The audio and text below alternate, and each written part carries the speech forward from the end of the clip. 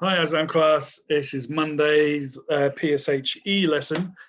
So this morning we had a quick get together on our live teams, and we spoke about just how we've been doing and things like that. And I spoke a little bit about concerns and worries that you may have at the moment. And this is what our PSHE lesson is all about. It is all about worries, and it's all about what we can do to help us not worry so much about things in the future. So I'm going to share my screen with you so you can see the slides. Here we go. So can we think about and share what worries you? So we're going to be looking back to our Book of Hopes, and we're going to read another story from this book. So if you want to, you can put some relaxing music on and close your eyes and listen to the story. So it's called The Monk and the Armadillo.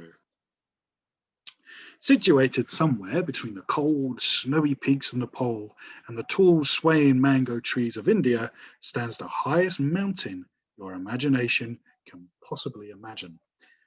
Lies a single, at the very top of this mountain tip lies a single straw hut, inside which lived a monk, a very holy man, and who believed it was his calling to sit on top of his mountain in complete isolation until he understood the depth and the breadth of the universe and everything in between. Now, sitting in the straw hut all day and all night, with nothing but the sun and the moon and the wind to keep you company, can get awfully boring, especially if you've been doing it for 50 years, as this very wise monk had. And so deep down in his heart, the monk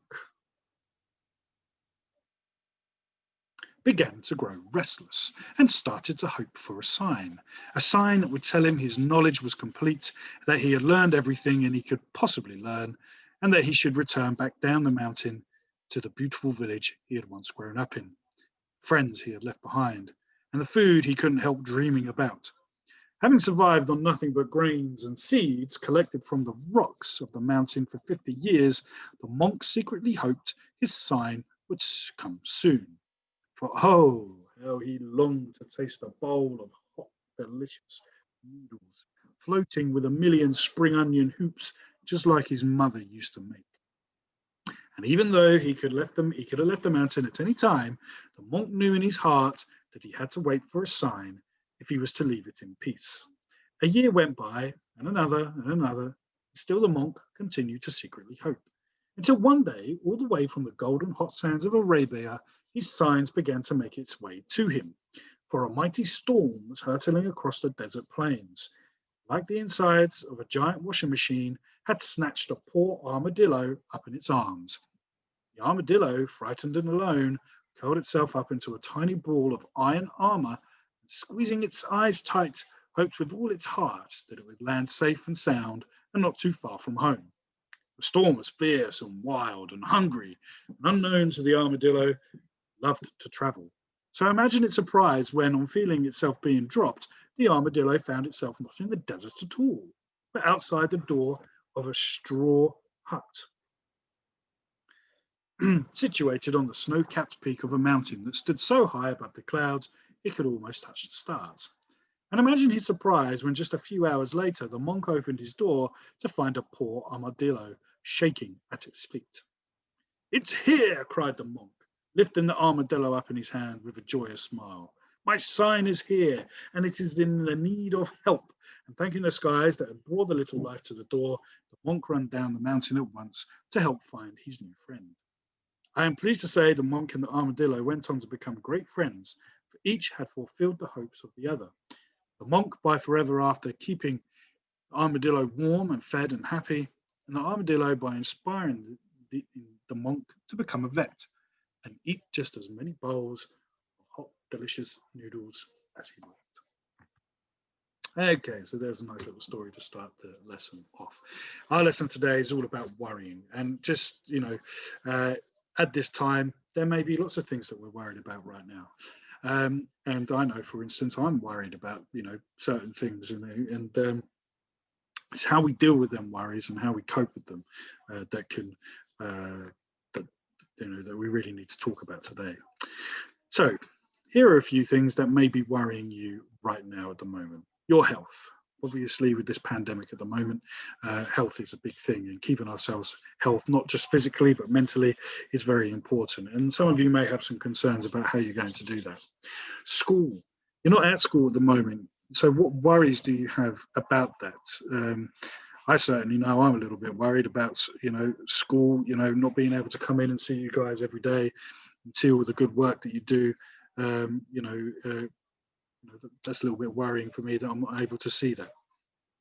But we're doing the best we can, obviously, in the situation. So that at least helps. And your friends, are you going to be worrying about your friends? For many of us, me included, I haven't been able to see my friends for a long time. We didn't really get to see my friends much last year.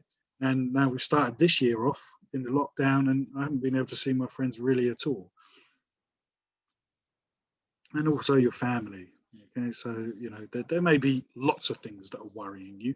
Some of your worries may not be some that we've just shared now. Some of your worries may be that you're worried what you may be having for dinner later or something like that. But we all do worry at some point. So I've already given you some examples that worry me. I'm also worried about other things as well. Being having my own home, having to pay for a lot of things. Sometimes money can be a worrying issue, especially when you're hoping for that next paycheck to come in and you've got bills to pay. That could be a worry for people as well. So what you can do to help with your worries is have a worry jar. Now, this is a place for you to put your worries so you don't have to think about them all the time.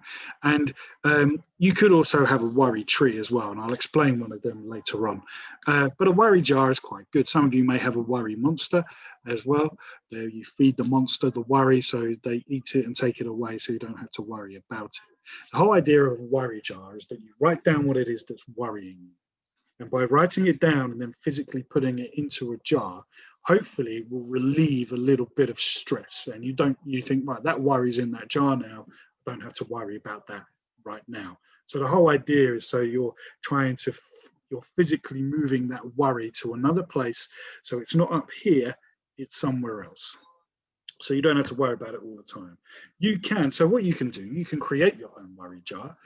Your worry jar could be an old jam jar that you can clean out and wash out, and you can have it there. It doesn't have to be a jar. It could be a container of any sort. It could be a box. It could be a Tupperware box or something like that. It could be an old shoe box that you may have lying around. So it doesn't have to be a jar. But of course, you can decorate it. Thing. If you don't have a jar, okay, what I've done is on the drive, on the team drive, if you go to the team's website, I've put the jar on the files for you to download. So you can use that. And then what you need to do, you need to write one worry on a piece of paper, fold it up and put it in your jar and then close the jar. And then choose 10-15 minutes a day, but not right before bed because that's the worst time to be worrying. Okay, you want to get rid of all your worries before bedtime so you can have a good night's sleep.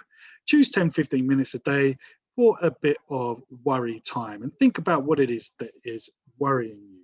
And you can then put that into the jar, or you can use that time to have a look at your worries that you have in the jar and think about ways that you can get rid of that worry. When you open the worry jar, look inside, and that's your time to worry as much as you want. And you can read all of them that you put in there, or you can just focus on one or two. And then when you're finished, you close the jar, put your worries away. And when you think about these worries, sometimes you may think, I'm not worrying about that anymore. And then what you can do with that worry is you can just chuck that away and put it in the bin. I spoke about a worry tree, and sometimes you can draw it out as a tree, and you put your worries on each branch. And then what you think about is also when you think about your worries, are you in control of that? Is there something you can do about it? For example, if I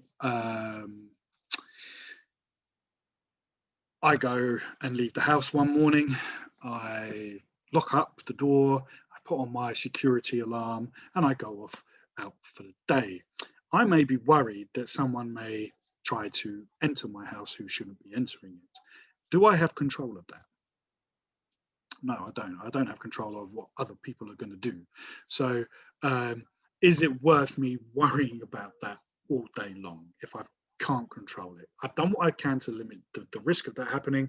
So I've locked the doors, I've put my burglar alarm on, but can I actually control what if someone's going to come and try to get into my house? I can't. So therefore, that worry I have no control over. So therefore, I shouldn't really dwell on that and worry about it too much. Here's another scenario for you. I'm cleaning my house and I've got a marble floor and I've washed the floor and it is soaking wet. And my 2-year-old daughter has just got up and she's running around the house. I'm worried that she's going to slip on the floor and hurt her head on the marble floor. And that is a worry. Can I control that worry? Yes, I can. There are things that I can do.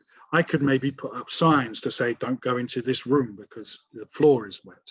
I could actually dry the floor with towels if I needed to. I could take my daughter elsewhere, take her over to the park.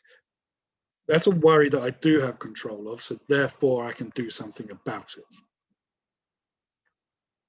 Now, at some point, you will have stopped worrying about something that you have put in the jar and you can tear it up and, like I said, throw it away. So this is in the slides that, you know, if you don't have a jar, you can maybe write your worry in this jar as well. And once it's done, you can rub it out. I have put this onto the Teams file so you can download it and use it there.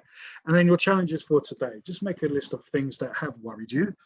And then 2, you can create your worry jar and put your stuff in it. You know, if you don't have used the slides that I've just showed you. And number 3, share what worries you did have, but you now no longer worry about. And remember, if you are worried about something, the best thing to do is maybe write it down so you know you don't have to think about it all the time, but also talk to